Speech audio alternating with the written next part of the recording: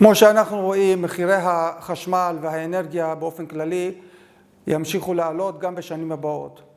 אז כיצד אנחנו יכולים לחסוך אנרגיה במוסדות ציבור, בתי ספר, פנימיות, מחנות צבאיים?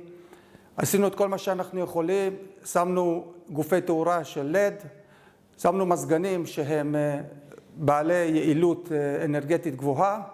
אז מה הצעד הבא שיאפשר לנו לעשות חיסכון חשמל באופן משמעותי? אז הדרך היחידה שנשארה לנו זה לנסות למנוע בזבוז. כיצד אנחנו בונים בזבוז?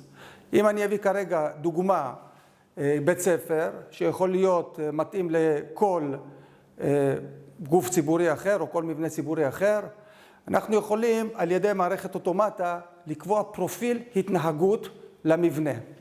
בדוגמה של בית ספר, אנחנו יודעים שביום ראשון הלימודים מתחילים ב8, נגמרים לדוגמה ב3, אז אנחנו יודעים שבין השעות האלה אנחנו יכולים להדליק את המזגנים, את הגופי תאורה.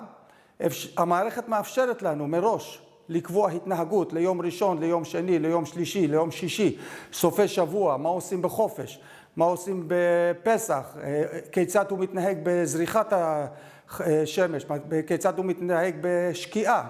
זאת אומרת, אנחנו יכולים לתת פרופיל כללי למערכת איך הוא מתנהג. בצורה כזאת אנחנו יכולים לחסוך אנרגיה בצורה משמעותית, כאשר המבנה לא פעיל, או חלקים מהמבנה, או בדוגמה של הבית ספר, כיתות מסוימות הן לא פעילות, פשוט לכבות את האורות, לכבות את המזגנים ולא לבזבז. בנוסף לכך, כאשר יש לנו מקרים חריגים, אנחנו יכולים על ידי אפליקציה, שזה בטלפון או בכל מחשב PC. שוב, בדוגמה של הבית ספר, אם יש לנו מחשב PC בחדר המורים, אותו מחשב שעושים איתו כל עבודה אחרת של מעבד תמלילים וכו', אפשר להעלות את התוכנת בקרה, לראות כל חדר וחדר, כל כיתה וכיתה, ואם ישנם מקרים חריגים, אפשר לעקוף את המערכת, לבקש שידליק את התאורה, לבקש שידליק את המזגן, או להפך.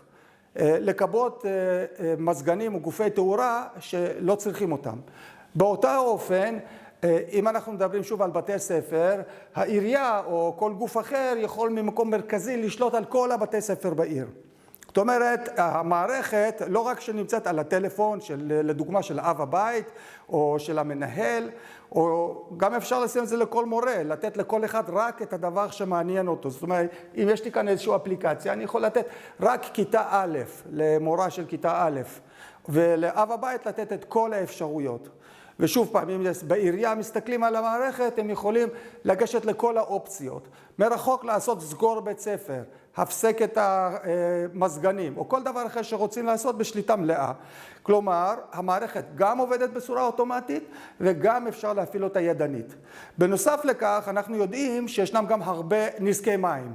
שוב, בדוגמה של בית ספר, מה קורה אם תלמיד השאיר איזשהו ברז מים פתוח, וזה נשאר לנו לשישי, שבת, פסח, כל הזמן המים שם נוזלים, אף אחד לא יכול לדעת. הבזבוז הוא גדול, נזק מים יכול להיות דבר רציני, אז אפשר להתקין ברז חשמלי, והמערכת באופן אוטומטית, בלי שנבקש ממנה. בסיום הפעילות במבנה, היא סוגרת את הברז, ובהתחלה היא פותחת את המים. זאת אומרת שהלימודים נגמרו, סוגר את הברז, כשהלימודים מתחילים, לדוגמה, ב8 בבוקר, אז הוא פותח את הברז הכללית. כך אנחנו מקטינים את הנזקים בצורה דרסטית, וגם במקרה חירום, שיש איזשהו פיצוץ צינור או משהו, לא חייבים לרוץ מיד ולהגיע למקום. בדרך כלל זה קורה בשעות שהן לא כל כך נוחות, זה קורה בסופי שבוע, אפשר מרחוק פשוט לסגור את הברז, עד מתי שאפשר לטפל בזה בצורה מסודרת. בינתיים מנענו נזקים, בינתיים מנענו בזבוז. באותה אופן יש לנו בהמון מבנים, שוב אני אתן את הדוגמה של בית ספר, שאנחנו לא רוצים שחדרים יישארו פתוחים. אם יש לנו בית ספר ויש שם חדר מחשבים, אנחנו לא יכולים להרשות לעצמנו שזה פתוח כל הזמן בלי סוף. אז כשנועלים את זה עם מפתח, תמיד משכפלים את המפתחות, נותנים קוד, אז כולם יודעים את הקוד, ואז יש בעיה. ברוב המקרים פשוט הדלת נשארת פתוחה וזהו זה. זה לגבי כל מבנה אחר, שיש שם חדרים, שיש בפנים ציוד חשוב, כמו גנרטורים, או כל מיני דברים אחרים, שאנחנו לא רוצים שזה יישאר פתוח, ובצד שני אנחנו לא יכולים לחלק מפתחות לכולם.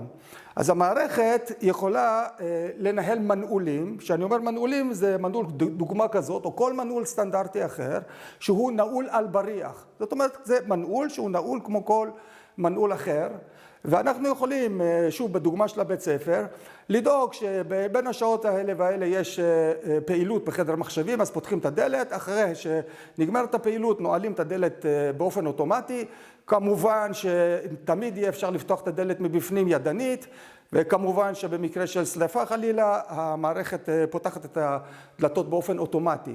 זאת אומרת, זה מאושר על ידי הכיבוי אש, המנעולים נפתחים.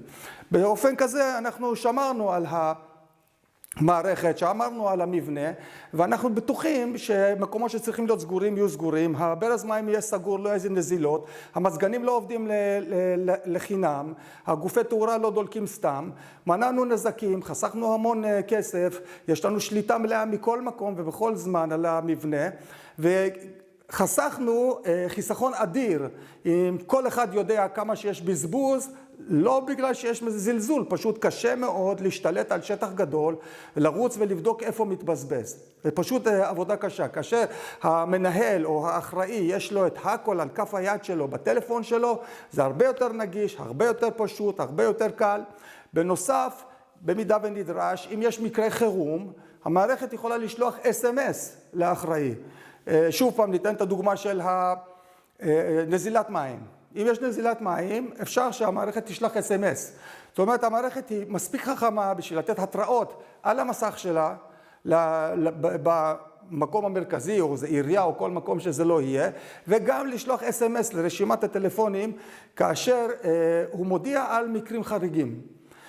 בסך הכל, המערכת היא מערכת פשוטה, היא בנויה ב-90% מרכיבים סטנדרטיים, זאת אומרת, כמו שאתם רואים פה, יש כאן חיבורי רשת סטנדרטיים, זאת אומרת, את כל המערכת אפשר להקים ברשת סטנדרטי, כמו שמרכיבים כל מערכת מחשבים. כל הרכיבים האחרים, שזה ספק המתח, או ברזים, או כל דבר אחר שאתם רואים פה, זה דברים סטנדרטיים שאפשר לרכוש בחנות חומרי בניין סטנדרטי. אפשר להתקין מפסקים רגילים, זאת אומרת, לא חייבים איזשהם מפסקים מיוחדים, יש כמובן גם פאנלים, אבל לא חייבים. אפשר להתקין גם מפסקים רגילים. זה אומר שהטיפול במערכת והתחזוקה שלה היא פשוטה, היא זולה, והיא אפשרית על ידי כל אדם. לא צריכים עכשיו מומחים או דברים כאלה. מה קורה במקרה קיצון? נגיד שיש לנו איזשהו מקרה מאוד קיצוני, שהמערכת מאיזשהי מקום, מאיזושהי סיבה בלתי ידועה, חטף ברק או עלה באש, אז מה קורה עכשיו? כל המבנה מושבת, אותו יום לא לומדים בבית ספר? לא. כאשר קורה משהו קיצוני, זאת אומרת, אם אנחנו רואים את כל המוח של המערכת, ומאיזושהי סיבה היא לא עובדת או קרה לה משהו, המערכת באופן אוטומטית עוברת להפעלה ידנית. זאת אומרת, עד שמגיע הטכנאי, שהוא יכול להגיע מיידי, או אפילו להגיע תוך כמה שעות, לא מצב חירום. אז הבית ספר עובד כמו שעבד עד עכשיו, לא קרה שום דבר. מדליקים ומכבים אורות כמו שהדליקו, מדליקים מזגנים, מכבים מזגנים כמו שעשו. הכל מתבצע באופן רגיל, עד שמטפלים בבעיה. גם במקרה של כשל, המערכת ממשיכה לעבוד ב100% ולא יוצר מצב שמשביתים את המערכת. לסיכום, זו המערכת היחידה, עד איפה שאני יודע, שיכולה לתת מענה לכל הדרישות. המערכת היא מערכת תוצרת הארץ. אנחנו שקדנו ואספנו מידע ופגשנו אנשים וראינו מה הדרישות והבאנו אותה למצב שהוא באופן מושלם עונה לכל הדרישות, וכמובן שאם יש תוספות או שינויים או ירצו גם דברים אחרים, הצוות שלנו הוא צוות מקומי, אנחנו יכולים לעשות את כל התוספות, כל השיפורים או כל מה שנדרש באופן מיוחד.